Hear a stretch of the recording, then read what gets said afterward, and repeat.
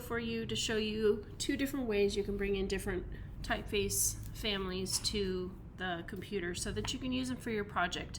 Because although the default typefaces are nice in Illustrator, it is nice to have more choices, especially because you're creating a card that has to have a certain vibe to match the theme of your card. So the first thing I would check out is dafont.com. Dafont.com allows you to characterize the settings up at the top, and once you've clicked on those, you can go even farther and type in the words that you're going to use the font for, so you can kind of get a feel for what it's going to look like, and then you have a bunch of choices that you can choose from. So I'm going to go down this list. I'm going to try to find a font that's legible but also fits with the theme of my card.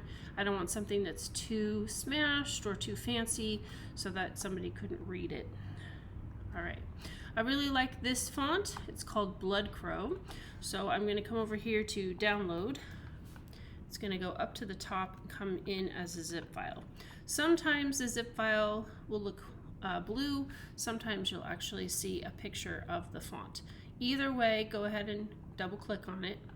If you do click on a blue file, you have many choices because this is what's called a typeface family, meaning that these are all the same family of typefaces that are similar, but there's a little bit of a tweak or difference.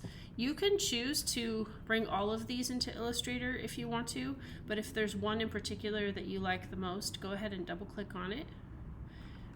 You may have to give your computer permission to install this, but once you give it permission, you can go ahead and install. And if you have an issue, let me know. It's important to remember the name that you just downloaded so that when you go into Illustrator and you're using your type tool, you go in under that name alphabetically. So I'm going to go down to the B's. I'm looking for Blood Crow, and it should be on my list, ready to be used.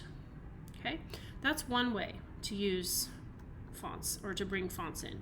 The next way is to use your Creative Cloud library. So you can access your Creative Cloud library at the top, on the bottom, and also through your applications under the Go menu. So just click on Applications and double click on the red folder and you'll find it there. Because every once in a while this cloud and this rainbow icon go away. Once we get into Creative Cloud, we're going to go up to the F icon at the top and we're going to browse more fonts.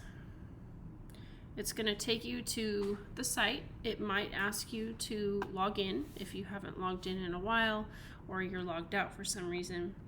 This one's also nice. You have the same choices of picking different themes. You can type in the name of a font that you like as long as it's an Adobe font. You can, type in the name and see what your font would look like. These are Halloween choices. There's other holiday choices. You can change the thinness, the thickness. It'll generate a bunch of different choices for you. I like this spooky one, so I'm going to click on it. And many times you're going to find that it's just like the font. There's many different versions of that particular font. It's called the font family.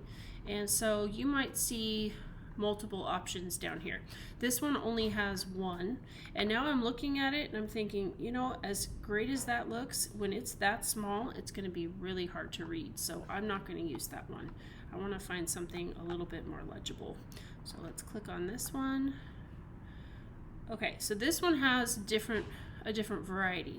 You can choose to download both of them. You can choose one or the other. It doesn't matter.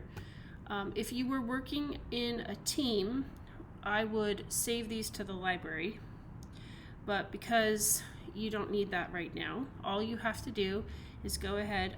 I must have this already in my cloud, so I'm going to add this version, and I'm going to click OK.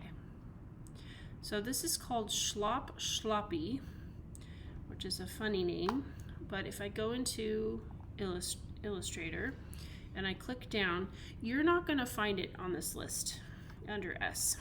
And the reason for it is because it is now joined, it's in the cloud. So we have to find it in the checked cloud. So go ahead and click on the checked cloud and then go down, and I should find it, hopefully. Yes, there it is, right there. There's two versions. I have regular and I have sloppy. And then you can click on it and you can use it for your project. Those are two different ways to bring in typefaces that are not the usual defaulted typefaces that you find in Illustrator.